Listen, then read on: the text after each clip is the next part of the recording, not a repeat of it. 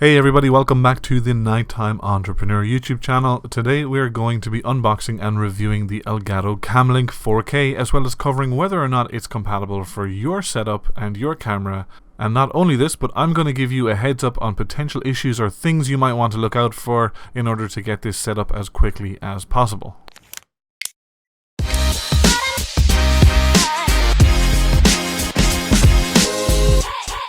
The Elgato Camlink 4K is of course one rank up from its predecessor that only went up to 1080p. With this newer version, you can capture up to 4K at 30 frames per second or 1080p at 60 frames per second.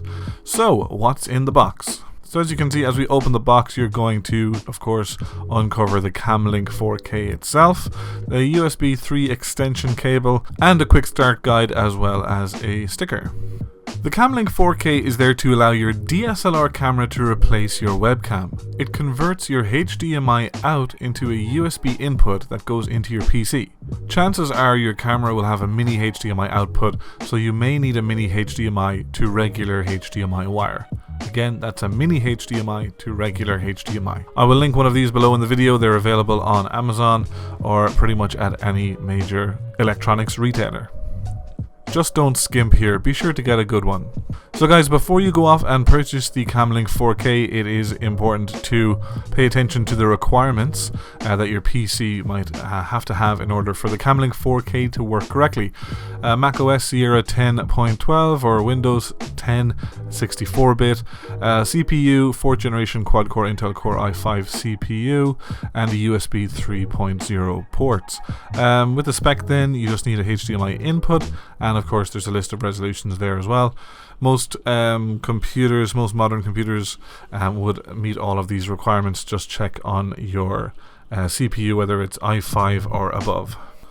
Now guys, something major to look out for when using a DSLR as a webcam is the power. You will burn through your battery really quickly and cut out probably 20 minutes into your stream. So something else you may also need is an AV wire that is technically pretending to be a battery to your DSLR, but is actually plugged into your mains electricity. Most DSLRs are only designed to capture video for up to 20 or 30 minutes and then cut out. Depending on your camera, you can get these AV adapters on Amazon, for example. Now, while most DSLRs are set up to cut out after 20 or 30 minutes, some cameras are not set up like this, and some can actually be set up to remove this limit and some can't.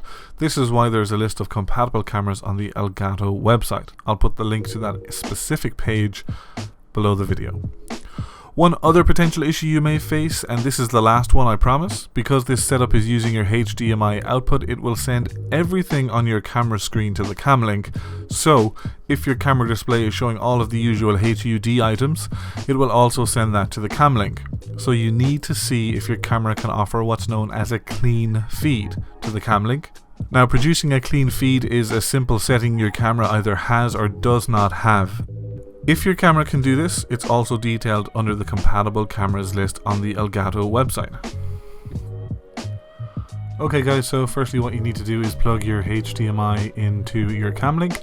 This HDMI is the large HDMI, the regular one, as opposed to the mini HDMI port which is on the other end of that wire. Of course then guys, plug your Camlink into a USB port that goes into your PC or that's on your PC. I'm just using this external USB port hub that is connected to my computer. Then simply take the other end of that wire, which is the mini HDMI, and plug that into your DSLR.